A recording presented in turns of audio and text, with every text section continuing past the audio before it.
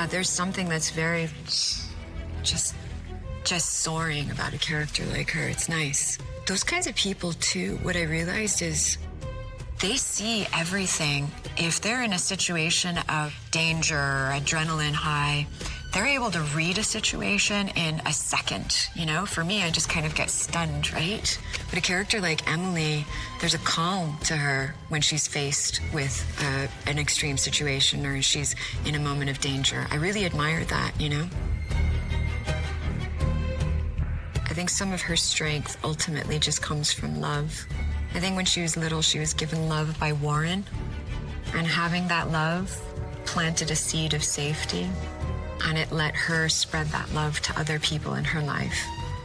It's my guess, is that when a child receives that kind of love, then they're able to stay strong in the face of anything, you know?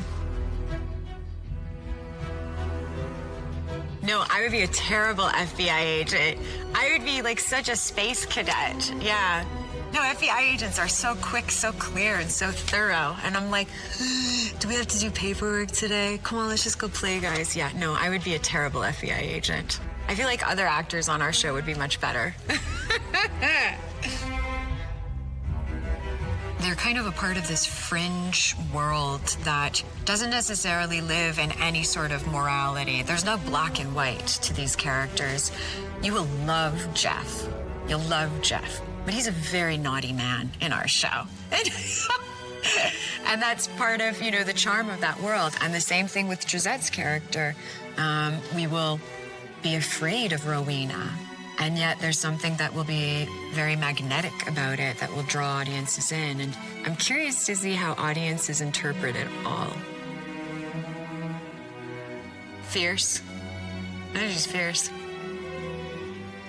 Unfettered. Ooh, that's better. Unfettered.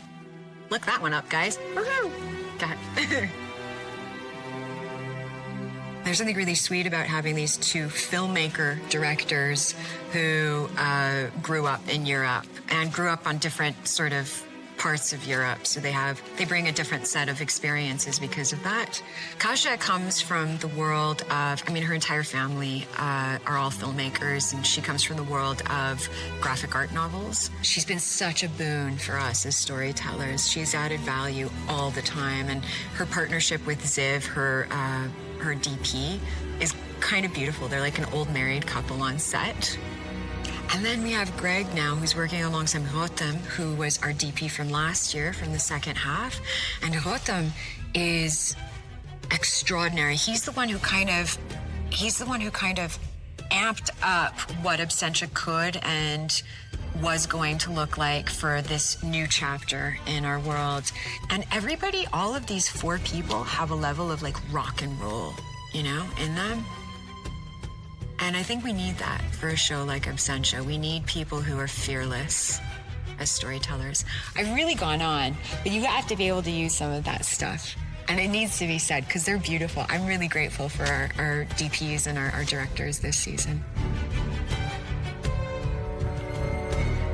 Awakened, empowered, ferocious.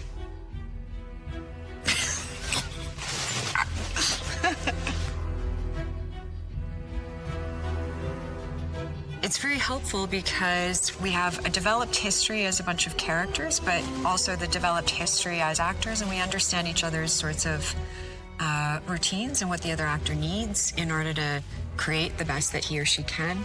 All of these actors are coming and giving it their very best, and they're invested in a level that I think we should always be invested in a project, but it's not common, right?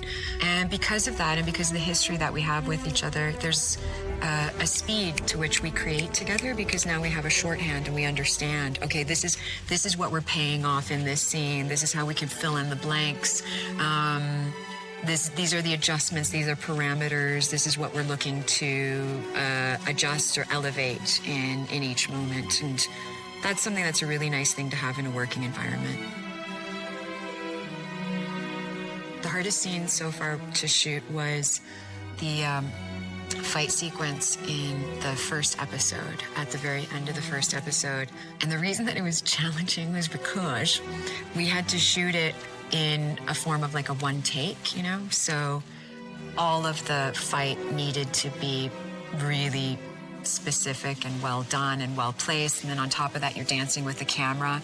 Ziv, who is our DP for the first block, had to, he's moving from a really high viewpoint to a very low viewpoint to finding, a gun and then focusing onto Emily. And so it was like a dance between 12 people.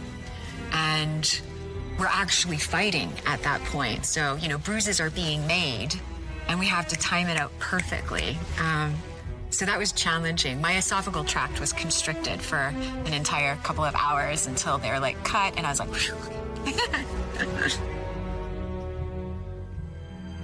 So would I be up for an Absentia movie? I think that in so many ways, our show is shot like an independent film. So it feels like we're shooting a film already. Sometimes it feels like we're shooting 3 films in one season. But anyway, and I think it would be a very natural progression for us. And if we could find the right sort of next step for all of these characters, it would be a hoot. We'd have a good time. Because we have a good time shooting it, yeah.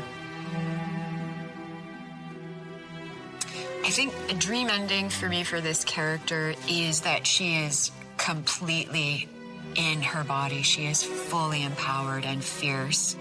And she's an advocate for the value of human life because her life has been compromised so much along the way.